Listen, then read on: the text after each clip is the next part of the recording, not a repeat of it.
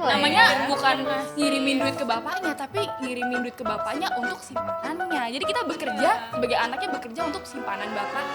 Dan sebelumnya juga teman-teman yang sebelumnya juga lain. di-mention bahwa ibunya ini di lain hal lagi sakit, lagi terbaring. iya. Itu jahat banget sih. Hai, hello, welcome back with Triple Take, perbincangan yang Chick Chat Show.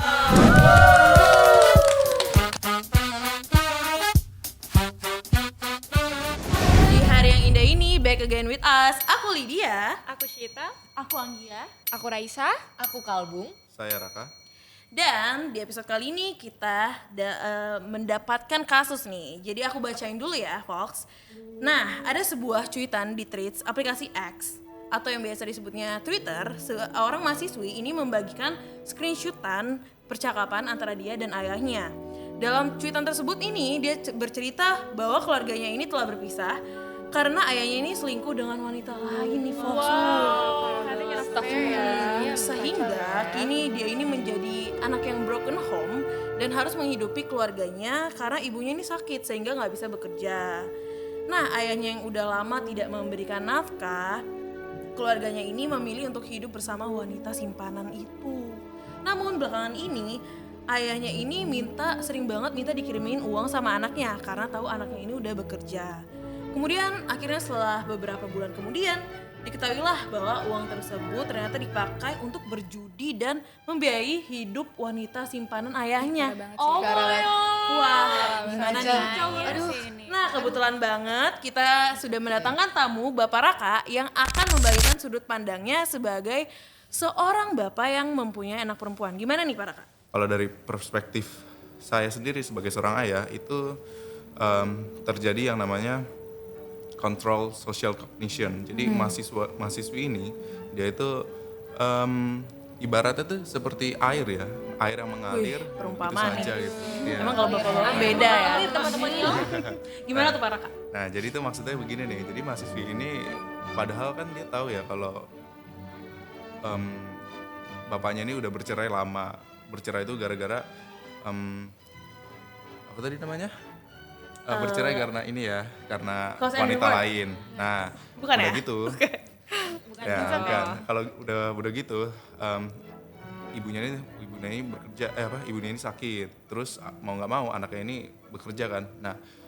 Nah, sebelum mahasiswa ini mengetahui nih, nah dia tuh tetap memberikan uang nih kepada bapaknya nih, padahal dia tahu. Nah, kenapa dia melakukan itu? Karena dia tuh mau menghindari yang namanya konflik. Jadi dia tuh karena dia seorang anak nih, ya ibaratnya seperti timbal balik lah. Nah, karena seorang anak nih, jadi dia mengikuti alur dari seorang anak yang sudah bekerja, menafkahi kedua orang tuanya, seperti itu. Sih. Bener sih Pak. Nah tapi menurut aku ya, kalau kita lihat-lihat nih Fox, kayaknya nggak ada keseimbangan peran gitu di antara hubungan mereka ya, dimana kan peran ayah sendiri itu harus bisa memberi social support kepada anaknya. Apa tuh? Social support tuh kayak memberi kewajiban memberi kebutuhan fisik. Contohnya itu kayak nafkah.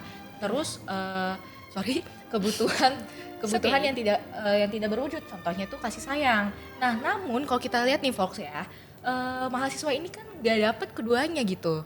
Terus yang kita lihat juga nih, kalau kita menggunakan kacamata kita sendiri, apa yang dia berikan kepada ayahnya itu gak seimbang dengan apa yang dia terima gitu diberikan oleh ayahnya. Nah, dan hal itu tuh bisa bikin kayak mahasiswa tuh bisa ngerasa, aduh aku nih kayaknya gak berharga deh, aku tuh kayaknya gak dianggap deh sebagai anak ya sama ayahku, gitu sih menurutku. Yeah, make sense. Nah, tapi ya Fox, di sini aku punya pendapat yang agak beda nih. Jadi kalau dari POV ku nih ya, meskipun ya bapaknya ini emang kelihatan agak keterlaluan ya minta kayak gitu. Tapi kalau menurutku nih, dengan apa ya, kita itu ada kewajiban gitu loh buat tetap ngejaga hubungan. Jadi kita tuh harus bisa manage gimana nih konfliknya ini tuh bisa nggak nyampe yang separah yang nggak bisa di handle lagi gitu loh. Jadi kayak di sini tuh si anak ini berusaha tetap ngejaga hubungannya dengan cara tetap ngasih duit nih.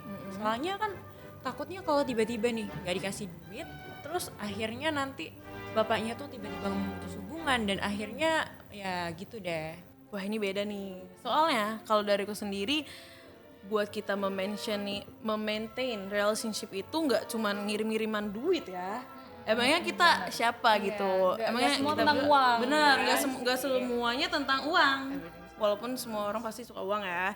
Nah, jadi kan bisa aja kita melakukan komunikasi secara terbuka. Misalnya kayak nanyain kabar, kan masa kayak tiap chat minta uang. Nih misalnya ada juga nih guys, chatnya di sini bisa kelihatan ya. Ada chat. Ini bukti bahwa mahasiswa tersebut tuh selalu dichatin sama bapaknya buat minta uang lah.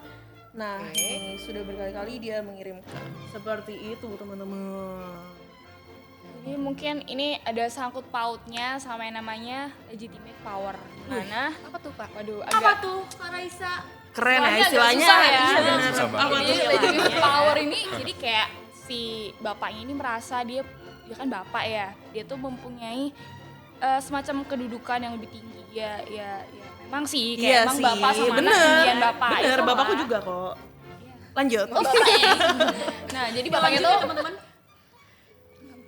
Nah, bapaknya tuh ngerasa kalau misalkan nih aku bapak nih kamu anak. Jadi dia bisa minta uang ke anaknya tuh seenaknya. Dia tuh merasa mana mungkin sih anaknya nggak ngirimin duit ke bapaknya gitu. Nah, terus di sisi lain anaknya ini juga lagi melakukan yang namanya repay in kind. Nah, repay in kind tuh apa lagi sih Kak? Wih, Apa tuh Kak? istilah Iya. baru. Jadi gini Fox. Jadi repay in kind tuh maksudnya adalah anaknya ini merasa punya hutang ke bapaknya. Jadi dia tuh mau membalas budi. Hutangnya apa? Ya, hutangnya itu dia udah digedein kan sama bapaknya ini dari kecil sampai gede dinafkain sama bapaknya gitu. Jadi dia merasa pas udah gede udah kerja dia harus memberikan yang setimpal gitu sama. Benar. Cuman ya menurut aku kalau bapaknya kayak gitu buat simpenannya juga ya gimana ya. Mikir-mikir lah Namanya ya. bukan ngirimin duit ke bapaknya tapi ngirimin duit ke bapaknya untuk simpanannya. Jadi kita bekerja sebagai anaknya bekerja untuk simpanan bapaknya. Dan sebenarnya juga bodong ya teman-teman yang sebenarnya juga kayak gini. dimention bahwa ibunya ini di lain hal lagi sakit, lagi terbaring. iya. Itu jahat banget sih Kalau kalau kan menurut anaknya aku. lebih memprioritaskan yang sakit kan. Ibunya kan lebih bener. butuh biaya gitu. Dari awal pun selingkuh sudah salah ya Fox. Iya, Aduh, dari awal udah kacau. Nah, tapi Bapak dan teman-teman di sini semua jangan lupa bahwa di setiap keburukan itu pasti ada kebaikan. Nah, dimana dari kasus ini nih harapannya pasti dia can develop independence as they navigate their situation on their own, dan harapannya juga pasti dia bisa growth dari traumatized family backgroundnya yang sudah broken home gitu. Dan ada juga teori yang berkaitan, yaitu teori memory yang bisa berkaitan dengan pengembangan diri suatu individu gitu. Karena juga pada faktanya ada juga artis atau orang dengan nama-nama besar yang bisa terus sukses berkarya walaupun dengan traumatic atau traumatized family background yang broken home gitu. Contohnya siapa tuh Kak kalau boleh tahu? Ada Banyak mungkin ya? Reza Rahadian, Baru tahu. Angelina Jolie, baru tahu. Nikita Willy, banyak banget. Nah, benar. Kemungkinan terburuk itu nggak selalu mengotak-otakkan setiap individu pada ujung atau akhir yang negatif. Jadi even kita adalah broken home atau generasi sandwich yang terpaksa untuk menafkahi keluarga kita sendiri walaupun kita belum di umur yang seharusnya, kita juga itu nggak menjamin bahwa kita masa depannya tuh bakal selalu berbeban berat, kita juga bisa sukses gitu. Buktinya kayak Nikita Willy, Reza Ardian, aktor aktris tuh bisa sukses walaupun Aktor yang mereka besar broken gitu. home gitu. Nah, karena kita sudah membahas kasusnya, pasti setiap cerita, setiap kasus ada solusi. Menurut kalian sendiri gimana sih solusi dari kasus ini nih? Atau mungkin dari Bapak Raka nih? Baik. Terima kasih ya, ini mentang-mentang saya yang paling tua di sini. Enggak dong. Itu alasan Bapak Raka didatangkan. Kata boleh lah. Oke, apa tuh? Kan figur ayah nih. Iya, relate dong Oke, mesti. mungkin masih belum relate ya. Nah, Iya. kalau dari yang sudah terjadi nih ya, mungkin bisa melakukan dua hal. Nah, salah satu halnya ini yaitu dengan berdiskusi. Nah, untuk yang kedua ini mungkin bisa menjadi yang berat juga ya solusinya, yaitu dengan memutuskan hubungan atau biasanya disebut dengan relationship decline. Nah, nah ini nih cukup berat nih. Mungkin sebagian orang belum terbiasa juga kan ya.